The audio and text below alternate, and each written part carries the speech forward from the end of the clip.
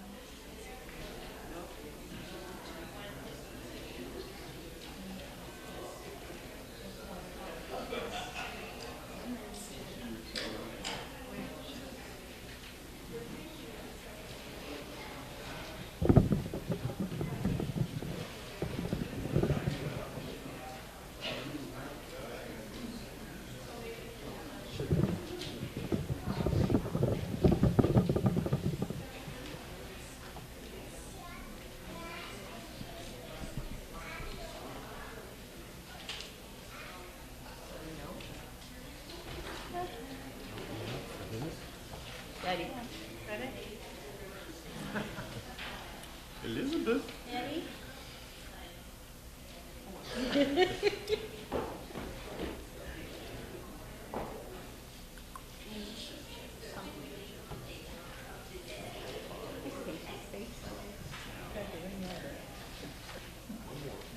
One more.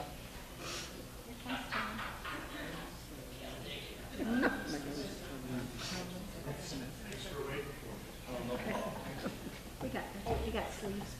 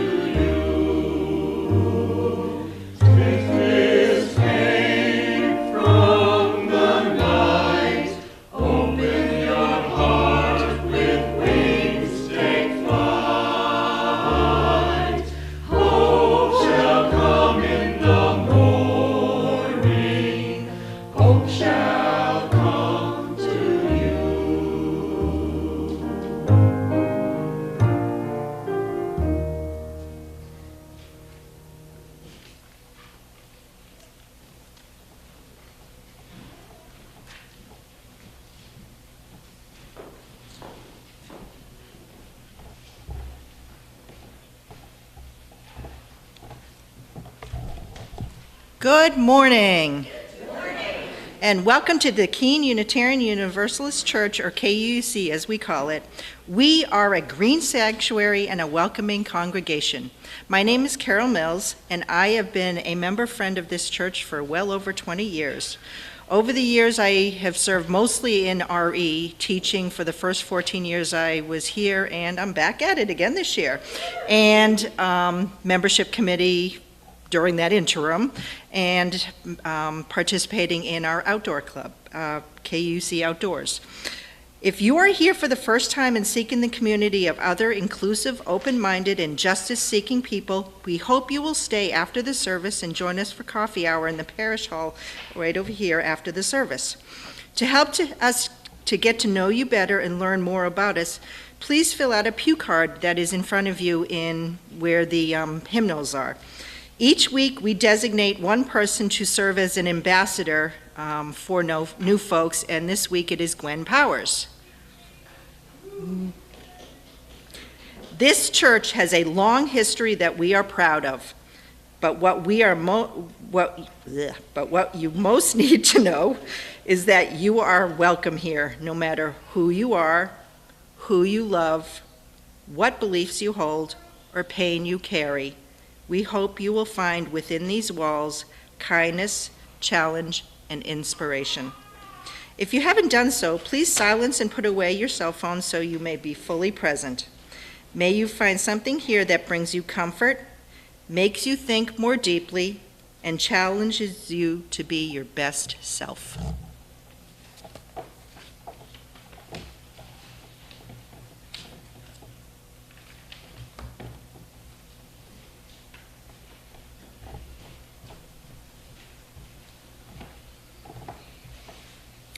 Good morning.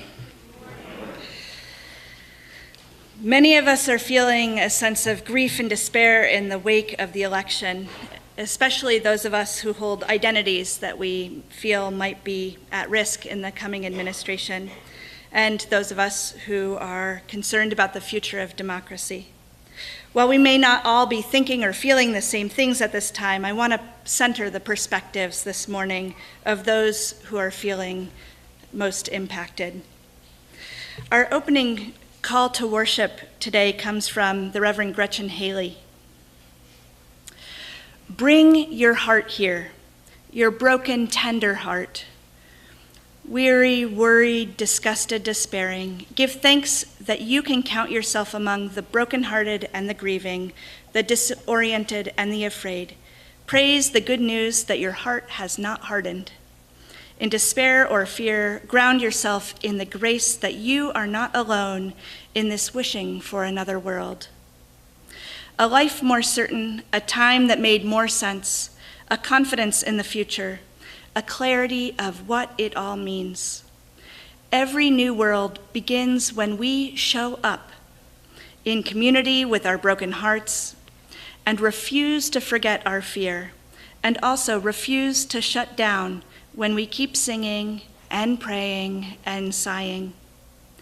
When we stay put in the arena, when we find joy even here, laughter and joy and courage beyond what we could have ever managed on our own. Courage to keep our hearts open, knowing they'll keep on breaking. Courage to let what is beautiful be even bigger than what is broken. And courage to let this ending be also a beginning. To accept this day, this moment, these people, this hour, as a gift, and to say again and again, thank you. Come, let us worship together. And now for our chalice lighting.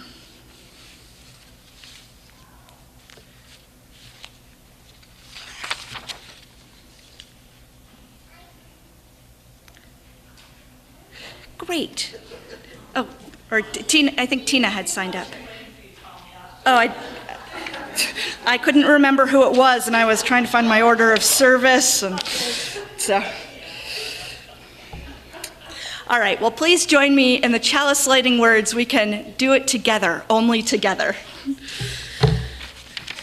They're found in your order of service. We kindle this flame to remind ourselves of the light of truth, the warmth of community, and the fire of commitment. Thank you, Tina.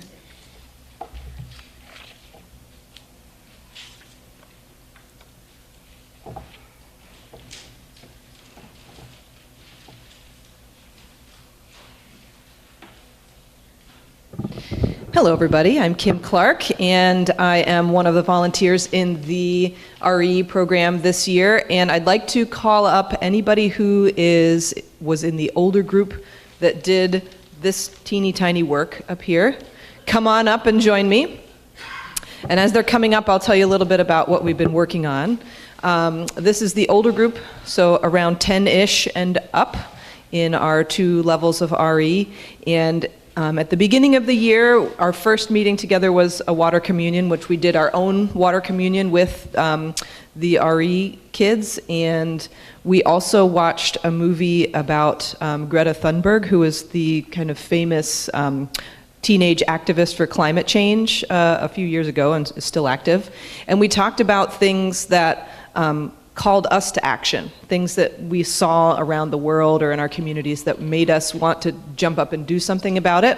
Many of them were not something we felt like we could do anything about, but one of the things that we thought, hey, we could actually do something about this right here was recycling and composting, which is a ongoing and future discussion. But we started to tackle the idea of recycling, and just in the past, I don't know, our last one, we came up with a plan.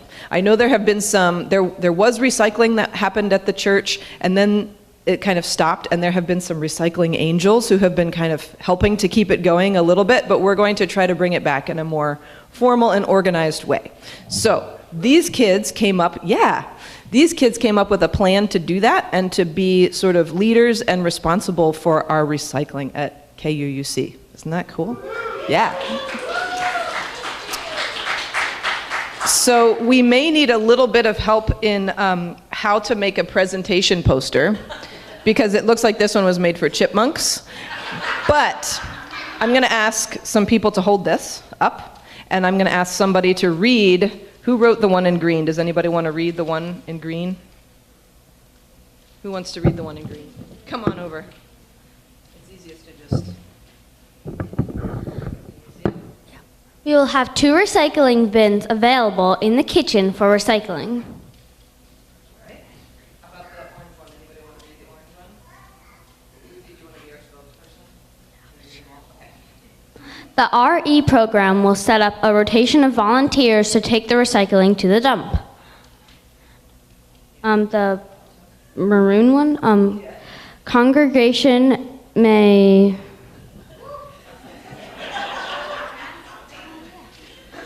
The congregation may ask VRAs, YRAs, youth recycling ambassadors, questions about what to recycle and where to put it. Awesome. Thank you. And so that was kind of our plan so far, and we're going to have a soft opening of recycling at our church today. There is one bin that has sort of been the recycling bin. There's now a sign on it. You'll see what you can recycle in that bin. There's also a box for paper and those types of things. And then we're going to have like a little slide-in spot for cardboard. And then between the RE families, we will volunteer to take those things to the dump for free, because it's free to recycle. And then the YRAs, the Youth Recycling Ambassadors, will be these folks, and eventually they will have some buttons, so you will be able to find a YRA and ask them a question. If you have a piece of garbage and you're not sure what bin it goes in or if it can be recycled, you can go to one of them, and some of the younger kids too, once they are trained appropriately. And they will be able to tell you where to put your recycling and garbage. So that's our plan. Thank you.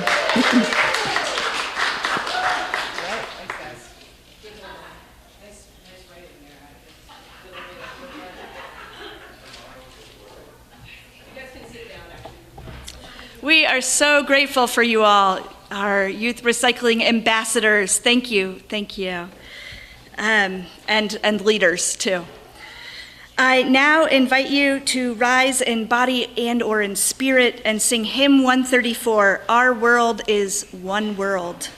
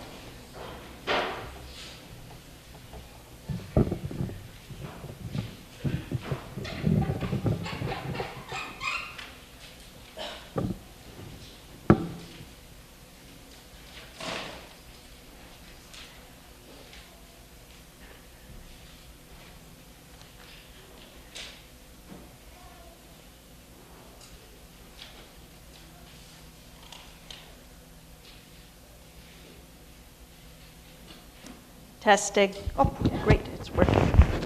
I'm sure you all were prepared for a cooking show this morning. So if you were, you're in the right place. This reflection is a compilation of some of my own words and the works of others. Mallory will be reading aspects that are the words of our fellow UU ministers, the Reverend Leah Onagiri and the Reverend Dr. Susan Rack. So first of all, I love to bake bread when I'm feeling angry. I found that the process of transforming simple ingredients that don't taste very good on their own into something tasty is a bit of a prayer. Measuring 1, 2, 3, 8 cups of flour, it's a meditation. Think about it. Bread takes the ordinary gifts from the earth, grain, water, sweetness, seasonings, and yeast, and turns them into the stuff of human longing, human love, human life. These ingredients come together, and under proper conditions, they change each other. And I guess that none of the ingredients can make bread all on their own. They need the other ingredients. Baking bread also involves kneading the dough, which I find is a constructive way to get out some of that anger and do a little nice punching of something soft. The dough is formed. It rests and rises. I too rest. It takes some time to cool off, and I hope that I too will rise again.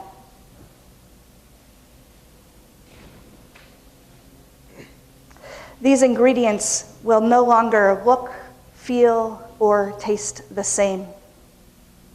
Stick like dough, absorb like dough, stretch like dough. Wait like dough, retract, retrench, recant, renounce like dough, rise like dough, grow like dough, transform like dough, nourish like bread. Often, I would feel better by the time that I was done making the bread. Not everyone can begin in warmth and soft, but may we all rise into tenderness with a hint of chewy and sweet. And if not, well, at least I had the amazing smells and the tastes of fresh bread. Cooking has always been the stuff of mystery and magic. Revelation, the physics and chemistry of it all eludes my care. I feel no need to know the science of kneading. The rhythmic thump of dough warms in my hands. The stretching is like a prayer song, wide enough to shelter us all. And with that, can we sing the children out?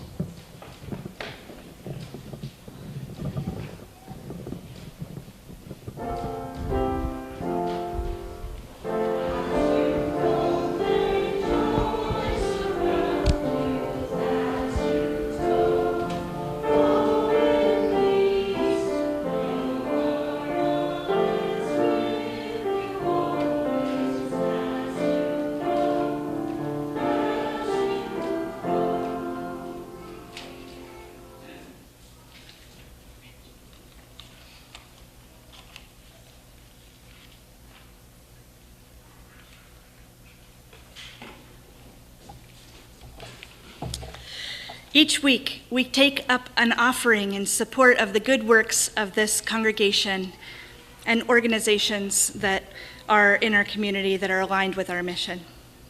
This congregation is independently owned and operated by you, the congregation. We call this congregational polity, self-governance. It is through congregational polity that this congregation chooses its mission, its finances, and sustains this beautiful property and hires staff to support its work. At this time, our offering will be gratefully given and received.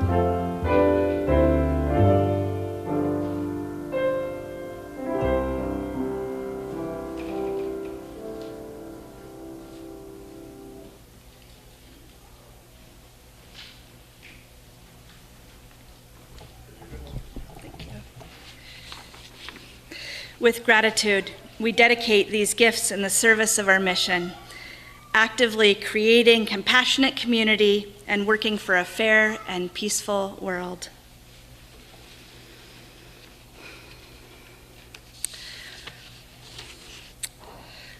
And now I'm going to share with you some excerpts on despair from the poet David Whyte.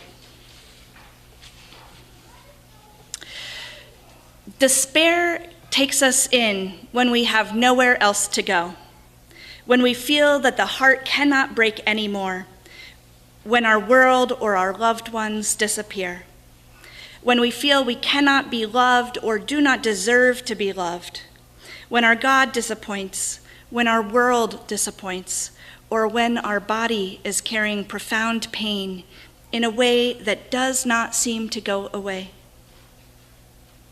We give up hope when certain particular wishes are no longer able to come true, and despair is the time in which we both endure and heal, even when we have not yet found the new form of hope.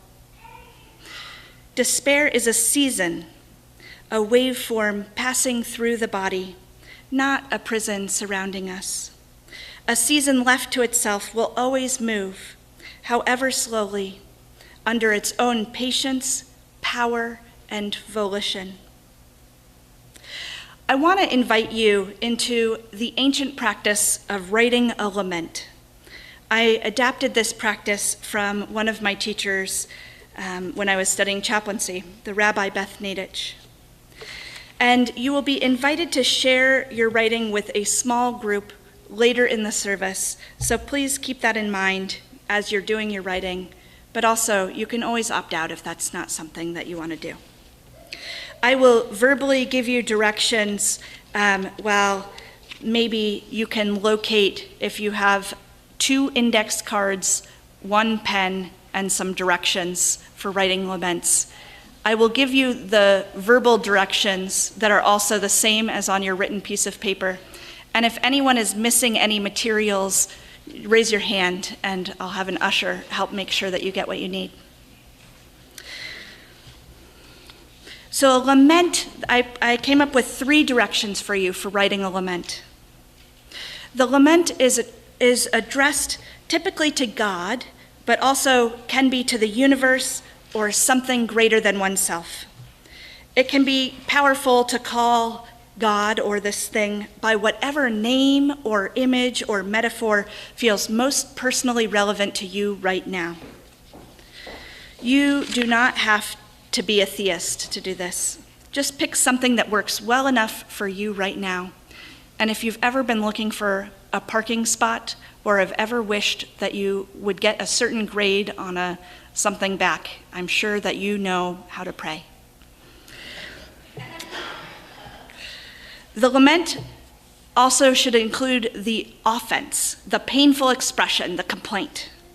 This would be exerting to God or whoever the painful content of one's experience and the emotion that is connected to that. I'm feeling however you're feeling, and why are you feeling that way? Put it down, as sharp as you want to put it. The lament may contain an appeal or a request, or perhaps several.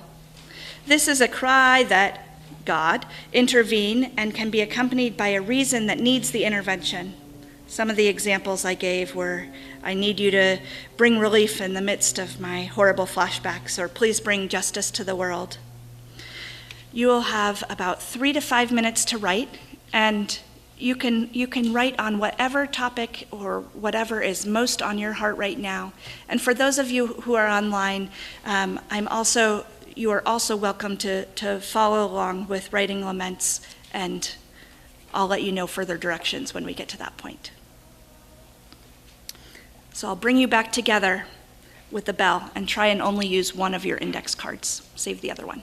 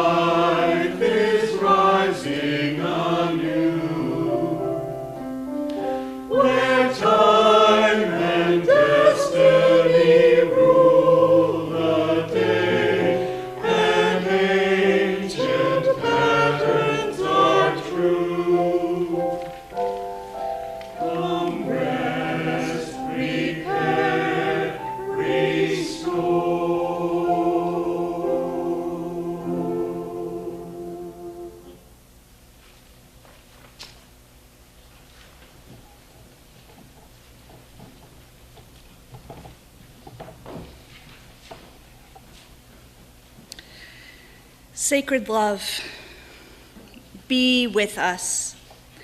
Fill our hearts with your balm, driving out hate. Be with us when we are angry, loving still. Be with us when we are afraid, holding us in your arms. Be with us when we are hopeful, helping us find joy in this yet beautiful world. Sacred love, be with those who have stoked the fires of intolerance, who would turn us from one another. Fill their hearts and open their minds. Sacred love, abide with us and be with us through all the days ahead, through the work, through the struggles, the everyday and the extraordinary moments. Give us courage and bring heart to every step and every soul. Amen, and blessed be.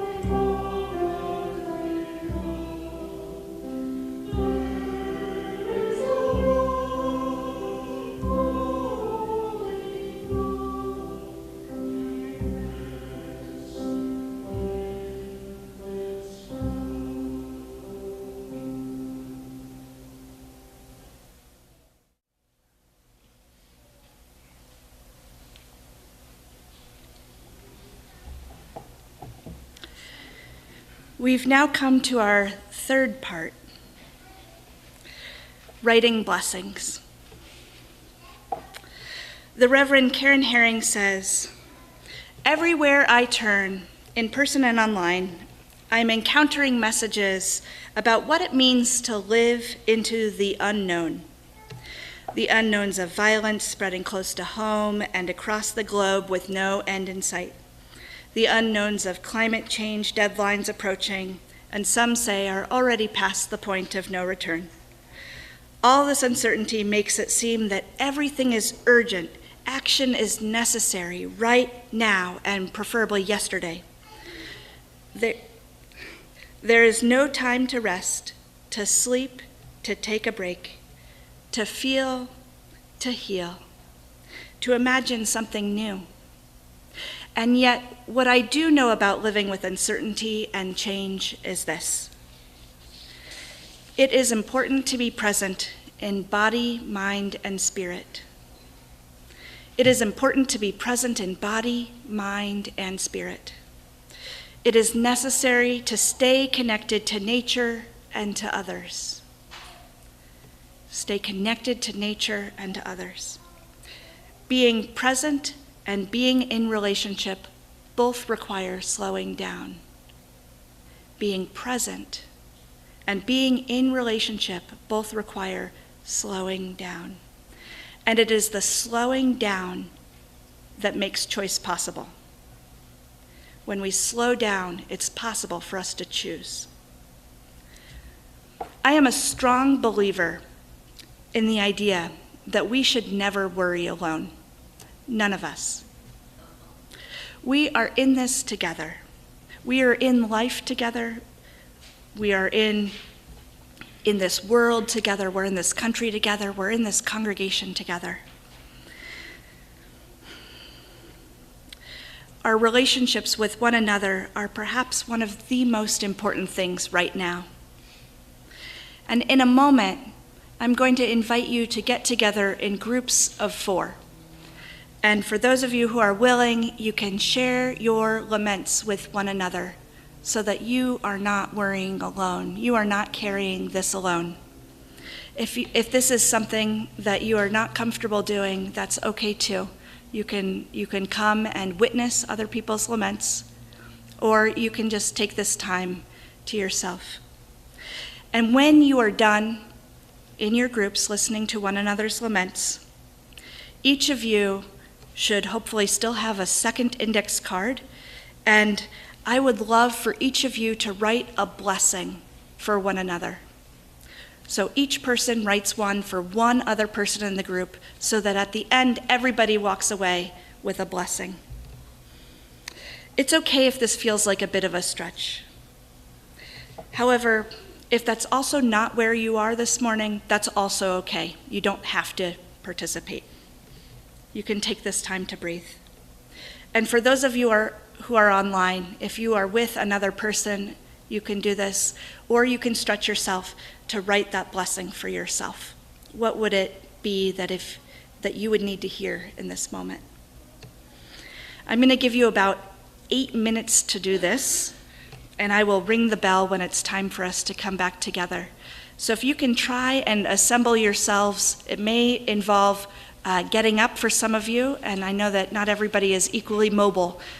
So raise your hand if you want people to come to you, and otherwise if you can assemble yourselves in groups of about 4.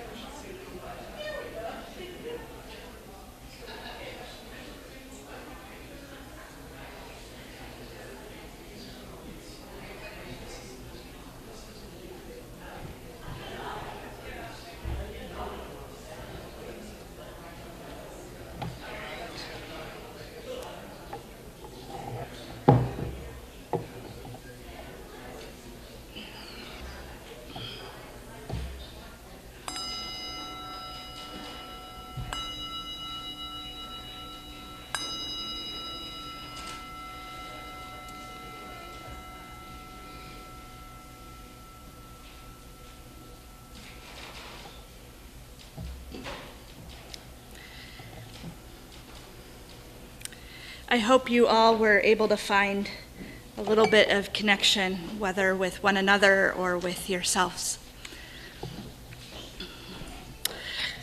Our final reading for today is called Planting the Questions. It's by poet Rosemary Watola Tromer.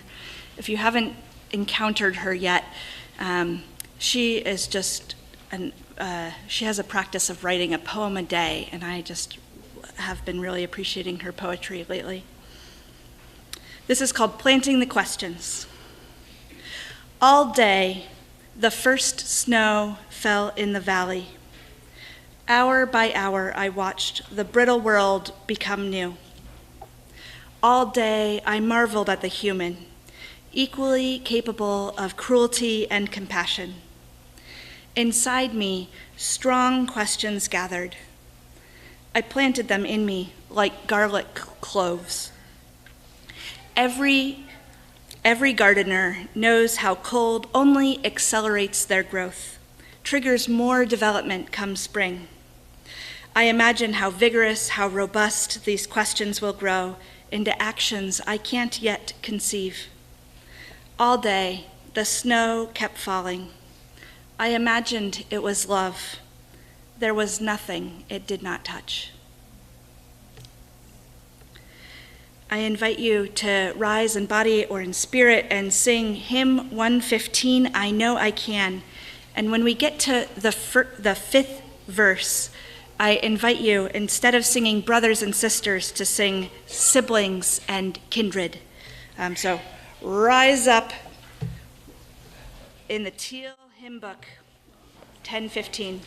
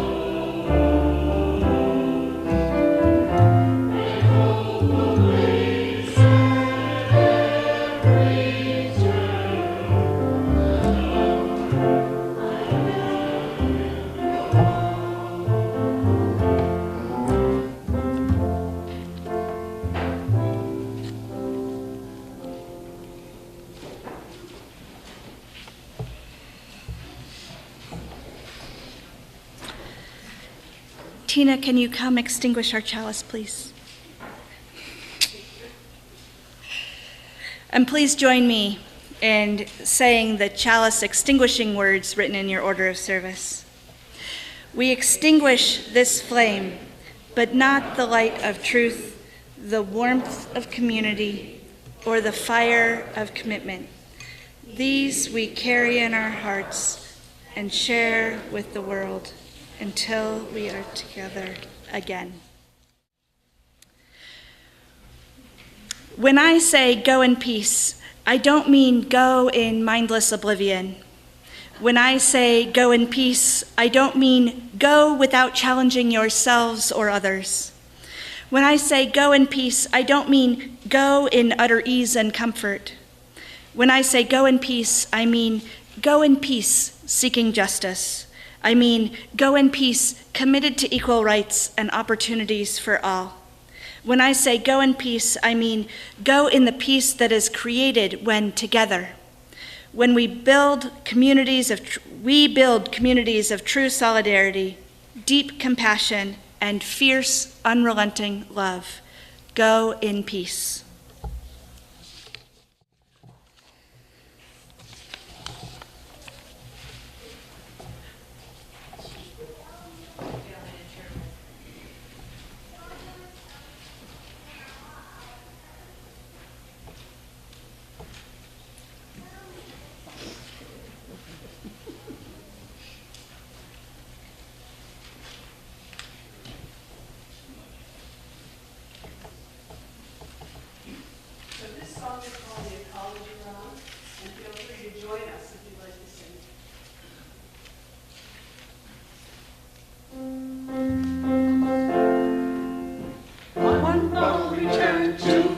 Return, 3 bottles return, 4 bottles return, 5 bottles return, 6 bottles return, 7 bottles return. Save your trash, recycle it, recycle it, recycle it.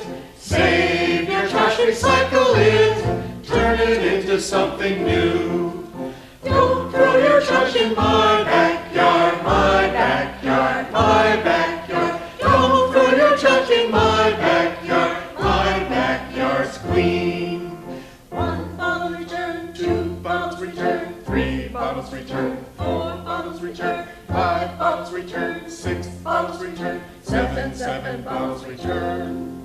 On your trash recycle return, cycle return, cycle return. Save on your trash recycle return, turn it into something new. Don't throw your trash inside the yard, cycle yard, cycle yard. Save on your trash inside the yard, turn it into something new. Don't throw your trash inside the yard, my last yard, my last yard. Don't throw your trash inside the yard, turn it into something new. Save on your trash inside the yard, cycle yard, cycle yard. Save all your trash, recycle yard, turn it into something new. Don't throw your trash inside the yard, cycle yard, cycle yard. Save all your trash inside the yard, turn it into something new. Save all your trash inside that yard, silent yard, silent yard. Save all your trash inside that yard, turn it into something new. Don't throw your junk in my backyard, my backyard, my backyard. Don't throw your junk in my backyard, my backyard.